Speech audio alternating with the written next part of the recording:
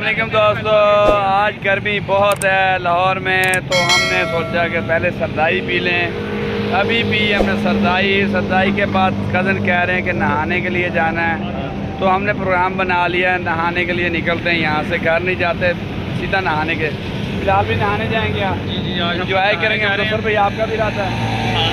हम लोग नहाने जाएंगे, सिर्फ शाहिद नहीं नहाएगा। नहीं, मैं भी नहाऊंगा, मैं नहाऊंगा। वो यूनुस भाई और साजिद भाई भी खड़े हैं। यार यूनुस, दोनों नहाने चले भाई। ये सरदाई हमने पी ली, अब नहाने के लिए जाने लगे हैं।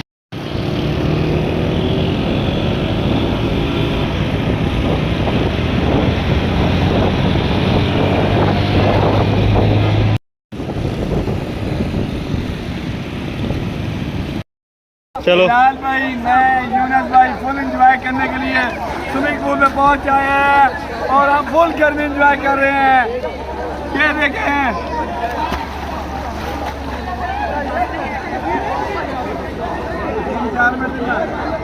हेलो, सिंपल बना रहे हैं।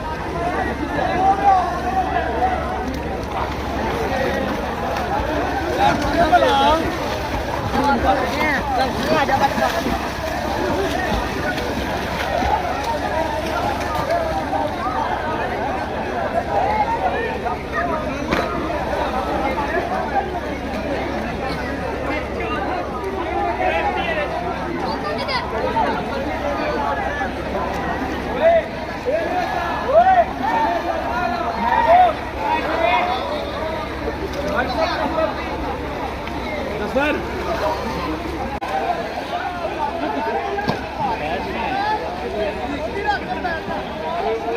दफा मर जा होने।